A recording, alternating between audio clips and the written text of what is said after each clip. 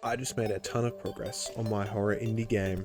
I got some willing You playtesters. just don't know the meta, carrot meta. It's like they don't care. And I got some great feedback. But let's rewind.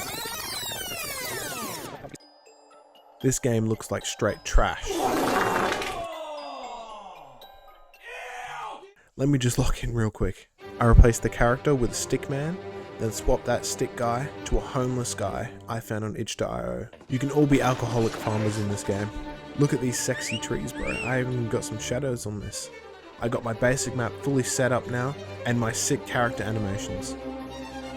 It's time to get some character upgrades. This is so you can lock in and not just be a slow, pissed alcoholic 24/7. I added Red Bull, various watering upgrades, sprinting, stamina, as well as your dollar multiplier upgrades so you can be rich. I added sprinting and a stamina bar so you don't waddle everywhere. It's finally time to add the monsters. It finally came! The big one. Introducing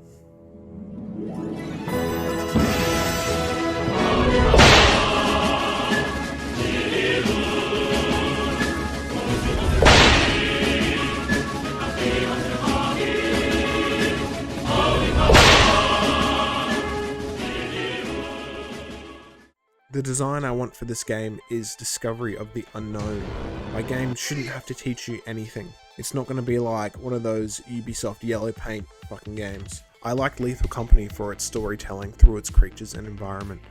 My game will have subtle hints, but can only be fully experienced through trial and error, especially for some of the monsters. I have got currently 8 monsters implemented, so feel free to visit the itch.io page in the description and have a play. Back to the game dev. I made a sexy looking main menu and intro cutscene. I spent a while getting sound effects and ambience to really bring the game to life, and some audio cues actually mean something, like the shop opening or something has just spawned and is coming for you. Now add some multiplayer. Bet. I honestly thought this was going to be the hardest part of game dev in Penguin Mod, but I was so wrong. Let me explain how it works. Imagine there are 2 kids playing 2 separate board games. Kid 1 wants to move his piece. He tells the kid named Server, his parents fucking hate him, hence the shit name.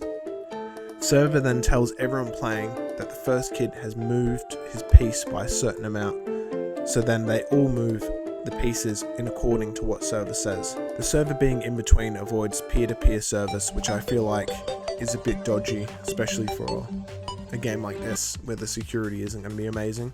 But due to my poor coding, this means a lot of things are going to be run client side.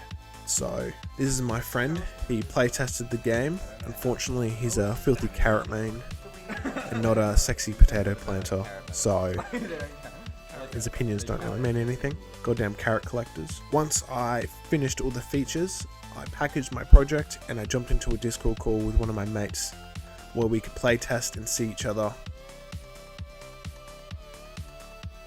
Some of the code isn't synced properly along multiplayer in this footage. We had a pretty good time screwing around for a few in-game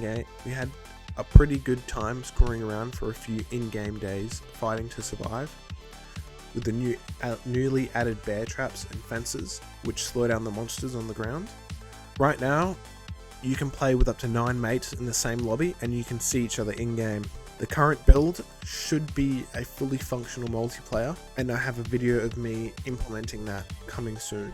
The Soul Shop, which isn't added yet, will be a feature where whenever you die and respawn, or whenever you beat the game, you get a soul coin, which is the currency. And I'm going to add future skins and permanent upgrades, as well as game mode unlocks. Thank you for watching. I'm getting there in the development process. I'm somewhat close to a Steam release for everyone interested, but I don't intend on making this game cost anything over like $7, so people can enjoy it with their friends. Full playable build is in the description, and also there is a link to Google form for you to suggest features, monsters, map extensions, or just anything you might want added. Enjoy, but don't be one of them no risk filthy carrot collectors.